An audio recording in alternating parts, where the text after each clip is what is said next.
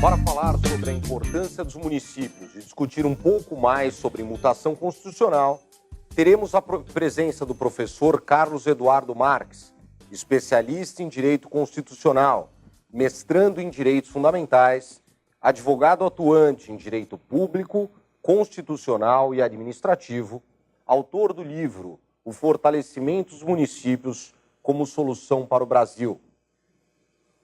Professor, seja bem-vindo. Temos no Brasil mais de 5 mil municípios, com autonomia política, administrativa e financeira. De forma geral, por que o professor acredita que o fortalecimento dos municípios pode ser a base para um Brasil mais próspero? No primeiro momento, gostaria de agradecer o convite. Um grande prazer. É um grande prazer da minha parte também me encontrar aqui, tendo esse bate-papo com o senhor também, nobre colega de profissão, advogado também, Dr. Mauro Hayashi. Dr. Mauro Hayashi, com a redemocratização do Brasil na década de 80, a forma de Estado que nós vivemos hoje, ou desde a Constituição de 1988, é uma federação. E a federação, o que é? Repartição justamente de competências políticas, financeiras, administrativas, entre os entes federados. Quem são os entes federados? A União Federal. Quando falamos de União Federal, lembramos Brasília, Congresso Nacional, Supremo Tribunal Federal, etc. Os Estados-membros, por exemplo, São Paulo é um Estado-membro, Minas Gerais, Rio de Janeiro, Espírito Santo, e assim sucessivamente. Temos 26 Estados-membros, mais o Distrito Federal, né? E os municípios, que hoje nós chegamos à monta de 5.570 municípios espalhados por todo o Brasil, que também, como o senhor já adiantou, tem competências políticas, administrativas e financeiras. Na graduação, professor, me pairava a dúvida, ou como podia um Brasil com 5 regiões praticamente distintas, com as suas características peculiares, Nordeste, Norte, Centro-Oeste, Sudeste, Sul, como que o país em si poderia ser administrado. Aí ouvia-se muito falar, nós jovens na academia, né, na graduação, cheio de sonhos e esperanças e tudo mais. E eu, nos meus pensamentos, né, puxa, mas região Nordeste tem suas características, é muito diferente da região Sul, que é diferente da região Norte. Sim. Fica complicado uma administração central, né? Mas, na minha inocência, digamos, né, no bom sentido, de graduando, né, via, e talvez os cidadãos comuns, né, pensam que a questão de administração do país em si só se resolve ou deve se resolver em Brasília. Exatamente, as competências estaduais e os municípios. E eu faço sempre um paralelo do Estado brasileiro com o corpo humano, né? Onde, digamos, a União Federal poderia ser, compararmos com o cérebro do ser humano, né, para ficar mais fácil dos seus telespectadores compreender. Os Estados-membros, eu comparo com um órgão do corpo humano, não é órgão público, né, mas do corpo humano, um dos órgãos. E os municípios, a menor célula, uma célula do corpo humano. Nós sabemos que o corpo humano é constituído de milhões, milhares de células, né? No nosso caso, o corpo Brasil, ele é constituído de 5.570 células. Ou seja, o município é a menor porção política administrativa que o Brasil tem e com competências próprias para resolver os seus problemas da sua localidade. E aí eu comecei a vislumbrar uma solução nesse sentido. Porque se nós pegarmos pelos municípios, ou adotarmos a linha do municipalismo, aí todas as regiões do Brasil, todos os Estados-membros, etc., começam a resolver os seus problemas. Primeiro nos municípios, que resolvem os seus problemas locais, automaticamente se reflete ou se refletiria nos Estados-membros, não sobrecarregando os Estados-membros, e automaticamente isso resolveria o problema do Brasil em si. Professor, na nossa região, a gente percebe uma característica muito peculiar, que é em relação à segurança pública, que, em teoria, é um item de competência estadual, mas que os municípios em Santana de Parnaíba, em Barueri, acabam absorvendo pelas guardas municipais e até substituindo a polícia militar, né? Quais as competências do município que são mais importantes para fortalecer o país, na visão do professor? Mauro, com relação à segurança, que foi a sua primeira colocação, Sim, nesse sentido, a Constituição fala, no seu artigo 144, quem são as polícias de Estado, seja federal, sim, Estado, país, né? Seja dos Estados-membros, a PM, etc., né? E no parágrafo 8º do 144, fala que os municípios podem criar as suas guardas municipais para proteger o patrimônio municipal. Para né? proteger os próprios públicos. Então, e hoje a redação do artigo 144, parágrafo 8º da Constituição, permanece da mesma forma. Tivemos recentemente promulgada o Estatuto das Guardas Municipais, que é uma lei federal, ou seja, devemos lembrar que a Constituição é a lei maior do país, a lei federal está abaixo da Constituição e deve respeitar a Constituição. E esse estatuto traz ou dá às guardas municipais o poder típico de polícia, né? No meu entendimento, eu até defendo no meu livro, o fortalecimento dos municípios como solução para o Brasil, Sim. que os municípios deveriam sim ter as suas polícias. Porque aí cai naquela questão das células. Cada célula tendo, dentro da sua peculiaridade, trabalhando em conjunto com a Polícia Militar, Polícia Civil, etc., Polícia Federal, penso que o Estado conseguiria se organizar melhor em termos de segurança pública. Porém, hoje nós vemos as guardas municipais atuantes, muitas vezes, tanto dando suporte à Polícia Militar, muitas vezes à Polícia Civil, e fazendo, às vezes, sozinha o papel de polícia mesmo. Exato. Como constitucionalista que sou, compreendo que, de duas uma, para não ter nenhuma imperfeição ou incorreção ou inconstitucionalidade, a Constituição Federal de 88 deve sofrer uma emenda constitucional no sentido de, no artigo 144, dizer que as guardas municipais, uma vez criadas, também são polícias. Eu concordo. Senão, me parece que há um vício de desvio de...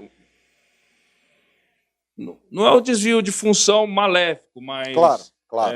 A Constituição hoje, o ordenamento constitucional fala, os municípios podem criar as guardas municipais para proteção do patrimônio público. Então, é para a proteção do patrimônio público. O que falamos, Seria, né? falamos muito até em programas anteriores é que o legislador deve se adaptar à realidade também que o país vive. E falamos isso sobre as associações de moradores, os loteamentos fechados, e cabe aqui também. A atuação da polícia, da Guarda Civil, é uma realidade nos municípios, especialmente nos municípios do interior, a atuação delas como polícia realmente, e não só como guarda municipal do patrimônio público municipal, né? Inclusive, até mandar os meus parabéns para a atuação das polícias, das guardas municipais de Barueri e Santana de Parnaíba, que fazem um trabalho excepcional, substituindo, inclusive, a Polícia Militar, que tem, pelo menos em Santana de Parnaíba, um efetivo muito reduzido, né? Um grande abraço.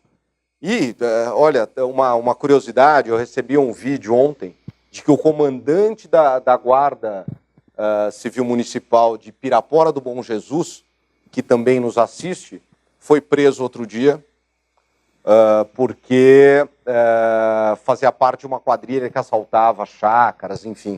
Uma curiosidade só. Ele era comandante da Guarda Municipal de Pirapora do Bom Jesus há 10 anos. Uma infelicidade, não é? Falando em desvios, né?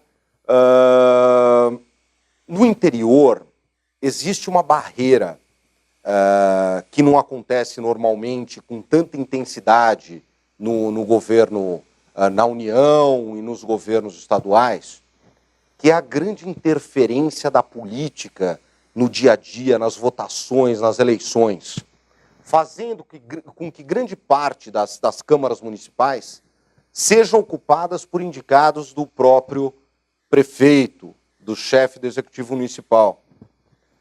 O que inviabiliza uma das funções do legislativo, que é fiscalizar o poder executivo, não é? Que outras formas de fiscalização externa existem sobre os municípios? Mauro, na verdade, o texto constitucional fala que as câmaras municipais devem fazer leis e fiscalizar o executivo municipal, mas concordo com você, muitas vezes esse comando constitucional não é cumprido, não é?